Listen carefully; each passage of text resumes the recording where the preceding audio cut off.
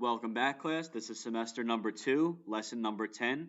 Our aim today is how did yellow journalism have an effect on American foreign policy? And in looking at that aim, you need to know what foreign policy means. And from what we've talked about so far this year, we know that America has two, well, as every type of country has two types of policies, their domestic policies and their foreign policies. Their domestic policies focus on things within their country, while their foreign policy deals on their relationships with other countries and how they deal with things outside of the country. So that's what we're going to focus on today. We're going to start off by talking about the Spanish-American War and the rise of American power. And I just want you to look at these pictures. We're going to see pictures like this a lot over the next few days. And we'll start with problems with Spain. So in the late 1800s, the United States starts to have some problems with Spain, and they really focus around three main issues: economic issues, humanitarian issues, and expansionist issues. All right. Economically, the Spanish controlled Cuba and were increasing taxes. Cuba wanted U.S.'s intervention to help out the problem. So that's the economic problem. Humanitarian. When we talk about humanitarian, that means making sure people all around the world are taken care of properly. All right, and that people aren't being treated wrong, and there's not things like crimes against humanity, whatever you want to call it. Spain was imprisoning and killing innocent Cubans, and not sure to what extent they were doing this. However, we're going to see in a second the newspapers really brought light to this situation and made it really hard for America not to do something. And the third part is expansionist. As we talked about earlier on in this chapter with imperialism, that concept of expanding their influence, America expanding its influence. And they saw a war with Spain as an opportunity to gain land.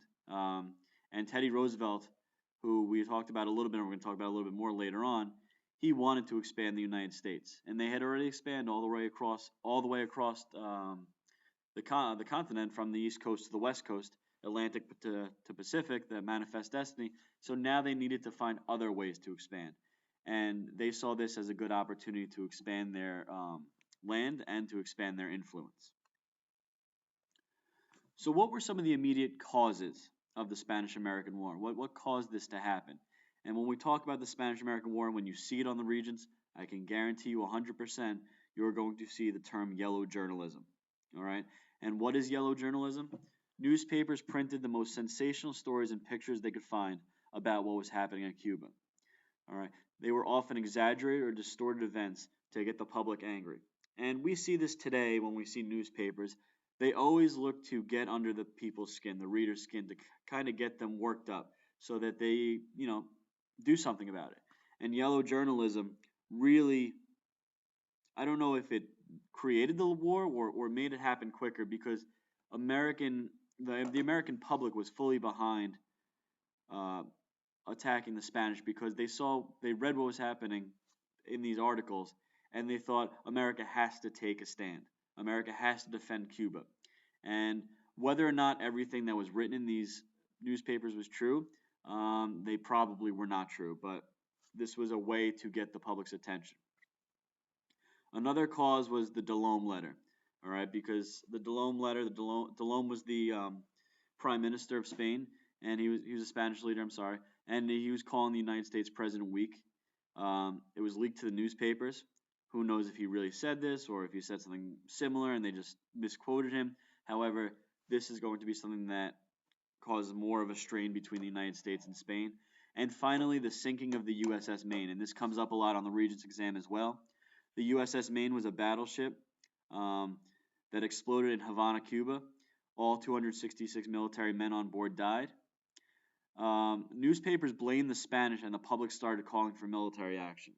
And there was really no proof at all that the Spanish had done this, all right? And really, it was just the newspapers who kind of started showing their outrage for it. And because of this, people started getting behind the effort, and really the American leadership had to do something. Later on, they found out that the sinking of the USS Maine was because of some sort of faulty wiring within the battleship, and the explosion was accidental. All right, but if we looked at these pictures right here, all right, and I'm going to give you guys a second to look at them, it all looks as though Spain was responsible for this, all right?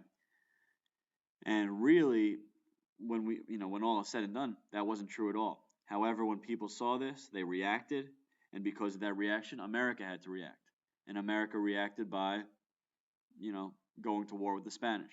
If you look at these two newspapers, you got the New York Journal, crisis is at hand, Spanish treachery, and then the other one, Spanish ships on our coast, all right?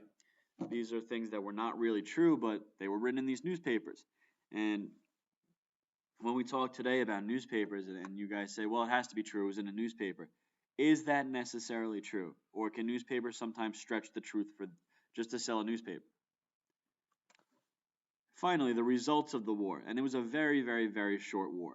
All right, the war lasted, a very short amount of time, and the Treaty of Paris in 1898, Spain granted Cuba their independence.